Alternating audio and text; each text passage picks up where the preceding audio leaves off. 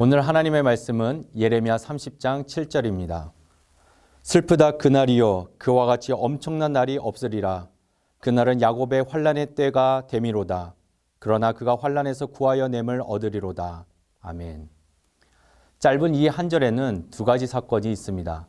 바벨론에서의 70년 포로 생활과 포로 생활로부터 벗어난 귀한 생활이 함께 담겨져 있습니다. 극과 극입니다. 29장 말씀에 보면 예레미야를 통해 주신 하나님의 말씀은 이스라엘 백성들이 포로로 잡혀가 바벨론에 70년 동안 머물게 될 것이라고 말씀합니다. 나라가 멸망하고 70년간의 포로 생활에 대해 오늘 말씀에서는 엄청난 날, 환난의 때라고 묘사합니다. 하지만 또한 구원을 받을 것임을 말씀합니다. 우리는 멸망에서 구원으로, 절망에서 소망으로 이끄시는 이 짧은 말씀에 주목할 필요가 있습니다. 왜냐하면 하나님께서는 자신의 백성을 완전히 버리지 않으시기 때문입니다. 그렇기 때문에 하나님의 백성들이 때로 하나님의 징계를 받는 동안 두려워하거나 낙심하지 말아야 할 이유가 바로 여기에 있습니다. 분명 시련은 녹록지 않습니다. 하지만 그 가운데서도 하나님은 함께 계셔서 그들을 구원하시고 포로로 잡혀있는 땅에서 구출해 내실 것임을 약속해 주십니다. 하나님의 백성은 버림받지만 결코 멸망하지 않습니다.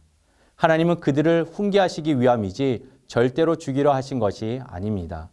이것이 예레미야서를 비롯한 다른 예언서에서도 동일하게 발견되는 하나님 아버지의 마음입니다. 하나님의 공의가 그의 백성들과 함께 하실 수 없습니다. 그래서 그들을 심판하실 수밖에 없지만 하나님의 사랑 때문에 하나님은 그들을 늘 불쌍히 여기셨습니다. 그리고 회복의 말씀을, 소망의 말씀을 본심이 아니심을 분명히 예언자들을 통해 말씀하셨습니다. 우리에게는 흔들리지 않는 분명한 믿음이 있습니다.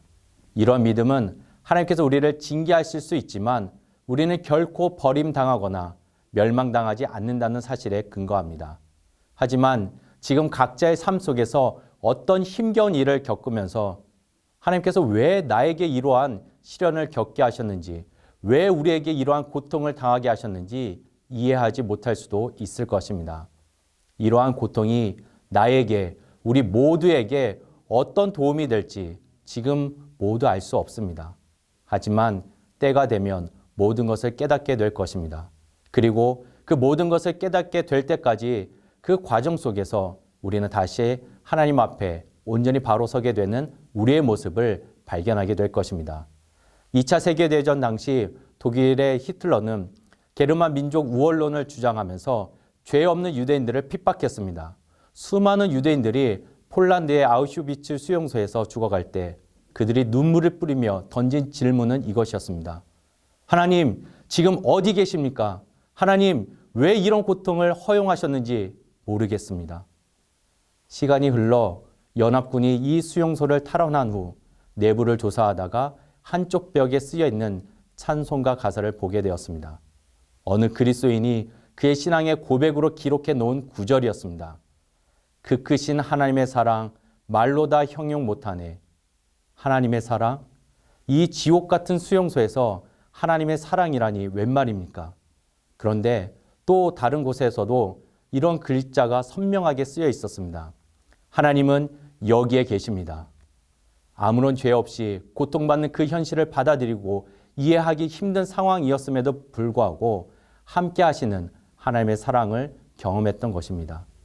하나님께서는 이 땅을 통치하십니다. 비록 하나님의 통치권이 미치지 않는 절망적인 영역이 있다고 생각할 수도 있지만 사실 그런 곳은 존재하지 않습니다. 다만 우리가 그것을 깨닫지 못하고 사는 것뿐입니다. 임마누엘, 예수 그리스도는 우리가 절망 중에서도 소망을 가질 수 있는 이유, 고통 중에서도 이겨낼 수 있는 힘이 되어 주십니다. 실망스럽고 답답한 상황이라 할지라도 우리의 삶 가운데 들어와 계시는 예수 그리스도를 깊이 만나 오롯이 믿음의 길을 걸어가시기를 주님의 이름으로 축복합니다.